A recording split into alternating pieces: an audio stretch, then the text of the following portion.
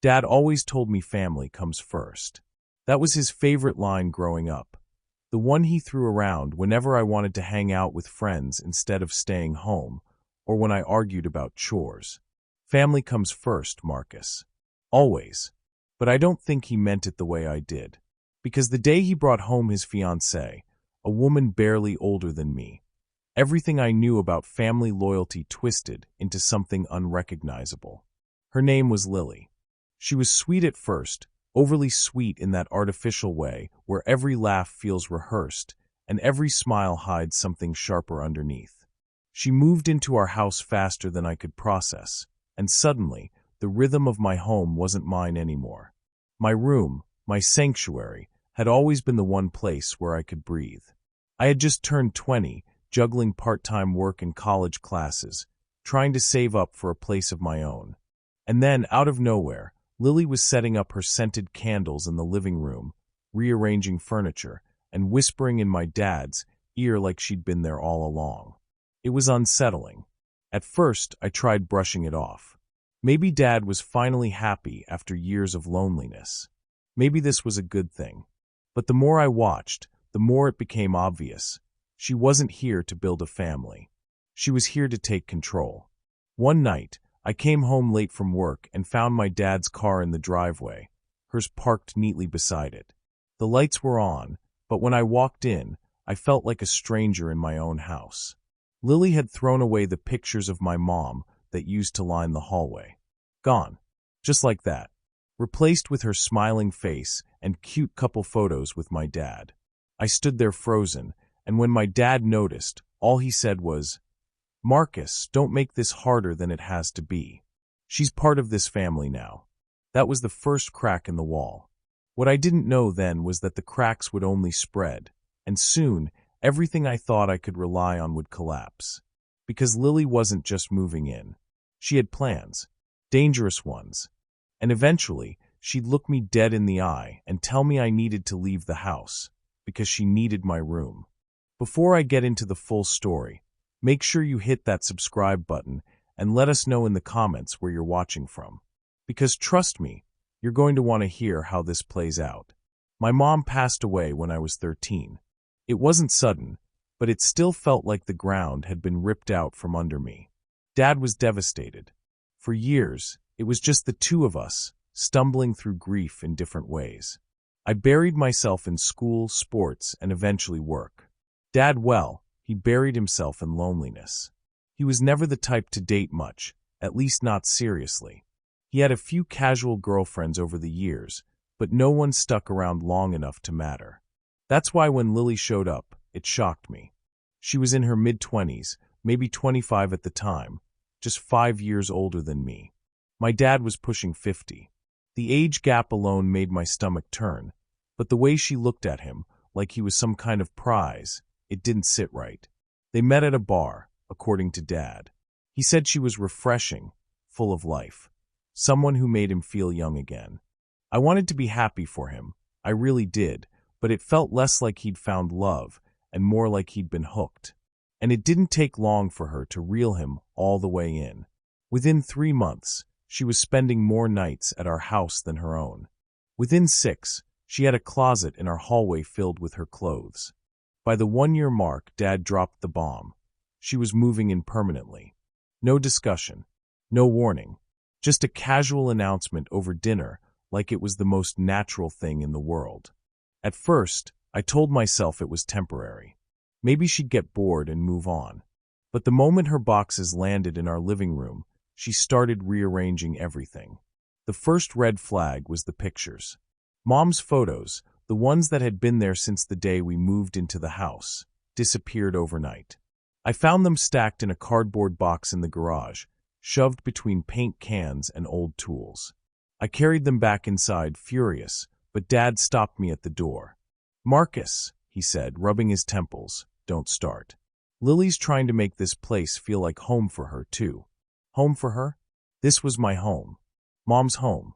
And yet, he let her erase every trace of the woman who built it. The second red flag was the kitchen. Lily decided my cooking wasn't healthy enough. I usually made meals for Dad and me since he worked long hours. Suddenly, Lily was banning groceries, swapping out ingredients, and criticizing every dish I touched. I'd open the fridge and find my favorite snacks gone, replaced with things she liked. She even started packing Dad's lunches herself, like some twisted performance of a perfect housewife. Then came the third red flag, the rules. Out of nowhere, she started leaving sticky notes around the house. Please wash dishes immediately. Shoes off before entering the living room. Quiet hours after 10 p.m. I thought they were jokes at first, but no, she was dead serious.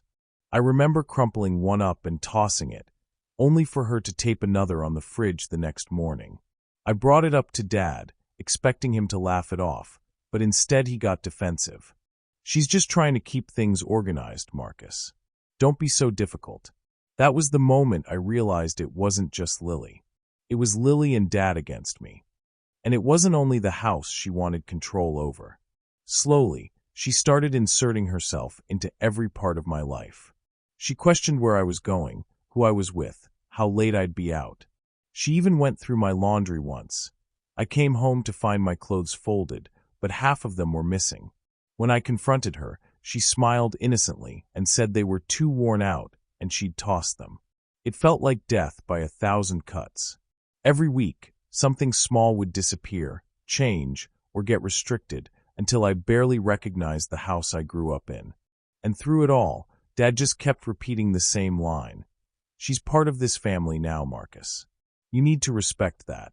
But respect is earned, not demanded. And Lily, she wasn't earning anything but my growing hatred.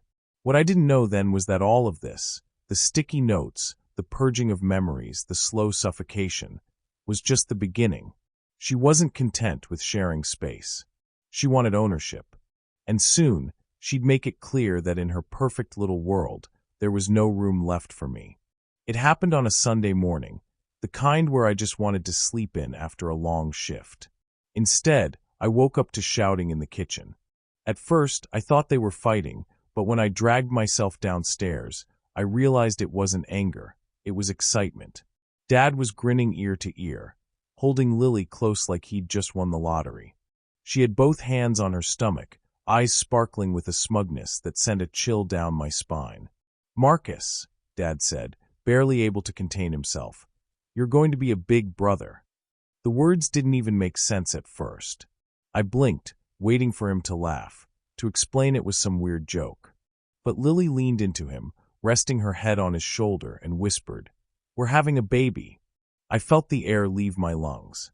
A baby. With her. My mind raced. It wasn't just about their relationship anymore. This wasn't temporary. This wasn't a phase. This was permanent. A child meant she was tied to him forever. To us forever. I forced a tight smile, muttered something like congratulations, and walked out before my face could betray me. Upstairs in my room, I sat on the edge of my bed, staring at the wall, feeling the house close in tighter around me. From that day forward, everything changed. Lily became untouchable. Every criticism I had, every protest, every attempt to stand up for myself was met with the same line from Dad. "She's pregnant, Marcus. Show some respect." Respect. That word again.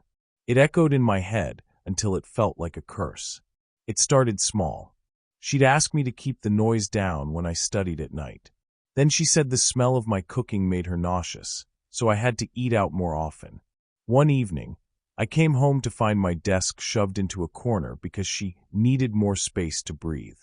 Whenever I confronted her, she'd put on this innocent face, rubbing her stomach and saying, "I just need to think about the baby. I'm sure Marcus understands." And Dad would nod every single time, siding with her like it was automatic. The worst part was how he started treating me differently. Before Lily, Dad and I had at least some bond left. We'd watch a game together, share dinner, talk about work or my classes. But after the pregnancy news, it was like I'd been downgraded from son to unwanted guest. He became protective of her in ways I'd never seen. If I so much as sighed in frustration, he'd snap at me. "Don't stress her out, Marcus. She doesn't need that." If I left dishes in the sink, he'd scold me, saying she couldn't be bending over too much. Even my laundry was a problem because the smell of detergent might bother her. One night, I overheard them talking in the living room. I wasn't trying to eavesdrop, but their voices carried. "He's old enough to be on his own," Lily whispered. "Don't you think it's time he started being independent? The baby will need space." My chest tightened. She didn't even bother hiding it. She wanted me gone. Dad sighed, his voice low but firm. "Let's not push him yet. We'll figure it out. Not push me yet." Those words burned into my memory. It wasn't a matter of if, but when. From then on, I couldn't shake the feeling that I was being slowly pushed out of my own home. Every conversation, every rule, every look from Lily reminded me I was no longer a priority. I was an obstacle. And the more her stomach grew, the more her power did too. She'd rest her hand on her bump whenever we argued, as if the unborn child were her shield. Dad would melt instantly, defending her like she was fragile glass. Meanwhile, I felt like a ghost. Invisible. Unwanted. It was no longer just about losing my space or my freedom. It was about losing my father to someone who saw me as disposable. And deep down, I knew it was only a matter of time before Lily stopped hinting and started demanding. It happened on a Wednesday evening. I came home from work, exhausted, my backpack still hanging off one shoulder, when I noticed something strange. My bedroom door was wide open, and Lily was inside. She wasn't just snooping. She was measuring. A tape measure stretched across my wall, little sticky notes marked with scribbles. She was talking to herself about crib placement and better lighting. My stomach dropped. "What the hell are you doing in my room?" I snapped. She turned slowly, hand on her belly like she was protecting some sacred relic. "Oh, Marcus, don't overreact. I'm just planning ahead. The baby's going to need a proper nursery, and this room is perfect." I froze, sure I'd misheard. "Nursery? This is my room. I live here."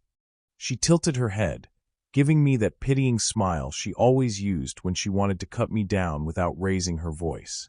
"You're almost an adult. You don't need this space the way we do. The baby will need quiet, sunlight, stability. This room checks every box." My fists clenched. "You've got to be kidding me. There's a whole basement downstairs. What about the guest room? Or even Dad's office?" Her smile faded into something sharper. "The basement is damp. The guest room is too small. And your father's office? He needs that for work. Be reasonable, Marcus." Reasonable. That word rang in my ears like a gunshot. Reasonable would be you not moving into my house and trying to erase me. I shouted. Her eyes narrowed. "This isn't just your house anymore. It's our house. And soon it will be our baby's house too." I stormed down the hall, calling for Dad. He was in the kitchen, sipping coffee like it was any other night. "Dad, she's in my room talking about turning it into a nursery." He sighed, setting his mug down like he'd been waiting for this. "Marcus, listen.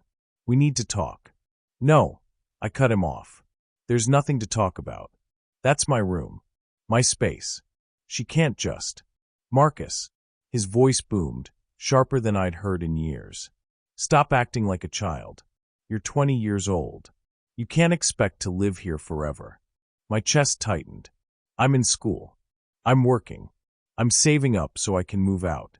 But right now I still live here. This is my home." He rubbed his forehead, avoiding my eyes. "The baby needs stability. Lily needs comfort. You'll figure something out. You're resourceful. Figure something out." I repeated, my voice cracking. "Where am I supposed to go? A shelter? Sleep in my car? Do you even hear yourself?" That's when Lily appeared in the doorway, her hand still resting on her stomach, her face glowing with fake sympathy. "We're not throwing you out, Marcus. You'll have time. But you need to start thinking seriously about your future. The baby has to come first. The baby has to come first." The phrase hit me like a knife. That was Dad's line once. Family comes first. But now family didn't include me. I stared at him, hoping for even a flicker of guilt, but he wouldn't meet my eyes. His hand reached for Lily's, and she squeezed it, victorious. In that moment, I realized it wasn't about the baby. It wasn't even about the room. It was about power. She wanted me gone. Completely. And Dad was willing to hand me over without a fight. I walked past them both, heart pounding, and slammed my bedroom door shut. For the first time, it didn't feel like my room anymore. It felt like borrowed time. And as I sat on my bed, staring at the walls she wanted to paint over, something inside me shifted. If they wanted me gone, fine. But I wasn't leaving quietly. If Lily thought she could erase me, she was about to learn just how wrong she was. That night, I couldn't sleep. I lay in bed staring at the ceiling, every word they'd said replaying in my head. You can't expect to live here forever. The baby has to come first. Over and over, like they were carving me out of my own family with a dull knife. By morning, I knew one thing for certain. If I didn't fight back, they would succeed. I'd be out on the street, forgotten, while Lily smiled in victory. But anger wasn't enough. I couldn't just yell louder, couldn't win by throwing tantrums. That was what they expected. No, I needed to be smart. Careful. I needed leverage. So I started paying attention. The first thing I dug into was the house itself. My mom had always said the mortgage was in both her and Dad's names. After she passed, the house should have transferred directly to Dad, but I remembered hearing something about her will. I found the old file box in the garage, covered in dust. Buried in it was the paperwork I needed, the deed. And there it was, my name. Mom had added me as a partial beneficiary, giving me rights to the property once I turned 18. I stared at the paper for a long time, my hands shaking. This wasn't just Dad's house. It was mine, too. Legally. I made copies, tucked them safely away. Already, I felt a flicker of control return. Next, I started tracking their spending. Lily had expensive tastes, new clothes, spa appointments, baby items that weren't cheap. I noticed Dad's credit card statements left on the counter one afternoon, and when he went to bed, I snapped photos with my phone. Thousands of dollars a month, most of it on Lily. And Dad wasn't exactly rolling in cash. His job paid decently, but not enough to cover that kind of drain. It didn't add up. I dug deeper. Checked the mail before Lily could grab it. Bills, late notices, even a warning from the bank. Dad was sinking fast, and Lily was happily dragging him down further. Piece by piece, the picture sharpened. They wanted me out because they couldn't afford me there. Every dollar I spent on groceries, utilities, even my own laundry detergent was a dollar they wanted for themselves and their new baby. That realization should have broken me. Instead, it lit a fire. I started documenting everything.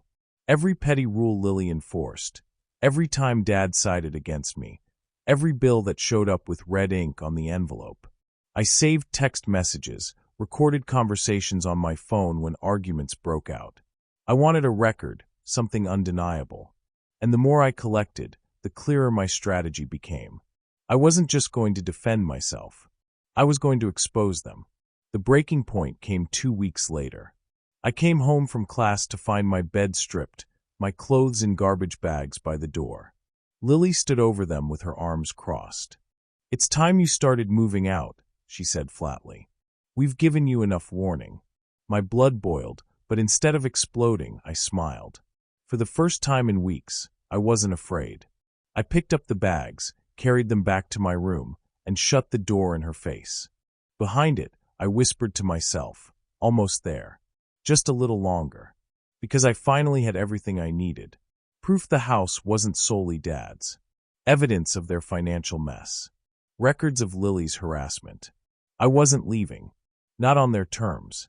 No, if they wanted a war, they were going to get one. And when it was over, I wouldn't just still have my room. I'd have the satisfaction of watching Lily's little empire crumble right in front of her. I didn't wait long. The more I thought about it, the angrier I got. But it was a cold anger now, not the kind that explodes and fizzles out. The kind that sharpens. The opportunity came one Saturday afternoon. Dad's sister, my Aunt Grace, stopped by unannounced. She hadn't seen us in months, but she adored my mom and had always been protective of me. Lily plastered on her sugary smile, acting like the perfect hostess, but I could see her irritation bubbling underneath. That's when it clicked. If I was going to expose them, I needed witnesses. Family. People who remembered my mom, who cared about me, who wouldn't swallow Lily's lies. So I asked Aunt Grace to stay for dinner. That evening, I set the stage. I'd been quiet for weeks, gathering everything I needed, and now I was ready. As we sat at the table, Lily started her usual routine, fussing about how cramped the house was, how hard things were going to be once the baby came, how unfortunate it was that I hadn't started looking for my own place yet. Dad chimed in with a disappointed sigh. Marcus, we've talked about this. You need to think about moving out. It's not fair to the baby. Aunt Grace's eyes narrowed. Excuse me? This is Marcus's home too.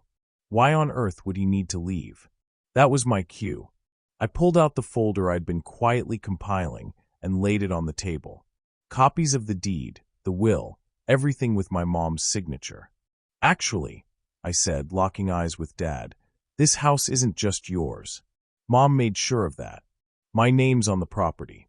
Legally, I have just as much right to live here as you do. The silence was heavy. Lily's face went pale, then red. Dad's jaw tightened, but he couldn't say a word. He knew it was true.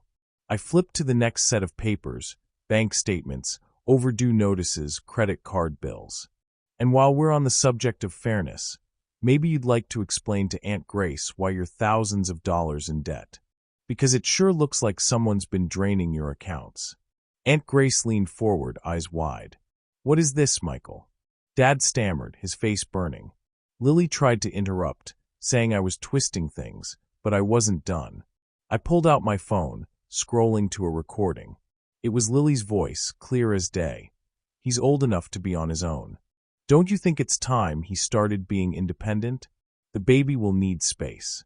I hit play and let the words hang in the air. Aunt Grace's hand slammed the table. You were planning to throw your own son out? For this manipulative little. She cut herself off, shaking her head in disgust. Lily shot up from her chair, glaring at me. You think you're clever, don't you? This is harassment. You've been spying on me. I stood, meeting her glare with calm I didn't even know I had. No, this is me protecting myself. You tried to erase Mom's memory. You tried to take my room, my home, and my father. But you forgot one thing, Lily. This isn't your house. It's ours. And if anyone's leaving, it's not going to be me. The room erupted. Aunt Grace tore into Dad for betraying me. Lily stormed off to the bedroom, slamming the door so hard the walls rattled. Dad just sat there, silent, unable to look at me. For the first time in months, I felt the weight lift from my chest. I wasn't powerless anymore. I had taken back control, not with shouting or fists, but with truth. And the truth was undeniable. The days that followed were chaos. Lily tried to guilt Dad into fighting back, but with Aunt Grace watching closely and my evidence in hand, there wasn't much he could do. Word spread through the family. The shame hit him harder than I ever could have. As for Lily, her smile finally cracked.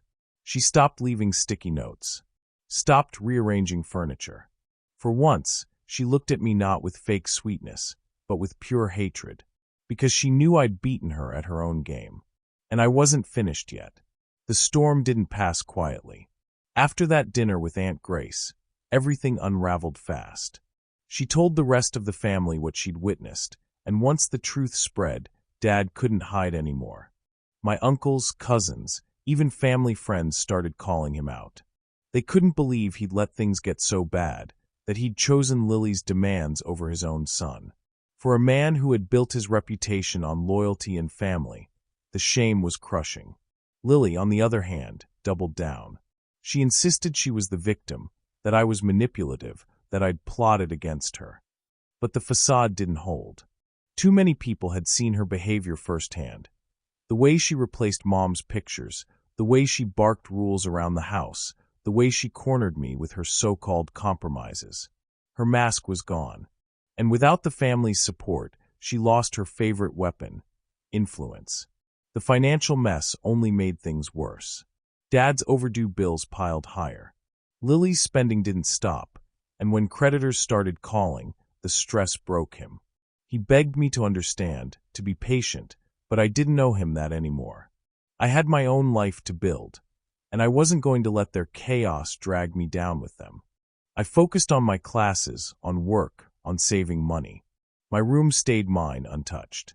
No cribs, no paint samples, no sticky notes. Just peace. For the first time in months, I could breathe again. The best part, Lily stopped looking at me like I was disposable. She started looking at me like I was dangerous. And in a way, I was. Because now she knew. I wasn't afraid of her. Dad tried to patch things up, awkwardly at first. He'd knock on my door, ask about my day, offer to cook dinner. Part of me wanted to accept it, to rebuild what we'd lost. But another part of me couldn't forget how quickly he'd chosen her over me. So I kept my distance. It wasn't about punishing him. It was about protecting myself. I'd learned the hard way that blind trust could be shattered overnight. And if he wanted to earn it back, it would take more than half-hearted apologies. As for Lily, her control slipped with every passing week. The family's disapproval hung heavy, and Dad's financial stress left no room for her luxury habits. The woman who once strutted around like she owned the place now sulked, bitter and quiet. In a way, that was the real revenge. Not just proving her wrong in front of everyone, but watching her lose the power she thought she had. And me, I finally felt free. Not because the house was quiet again, or because I'd won some petty war, but because I realized something important. I didn't need their approval anymore. I didn't need to fight for space in my own home.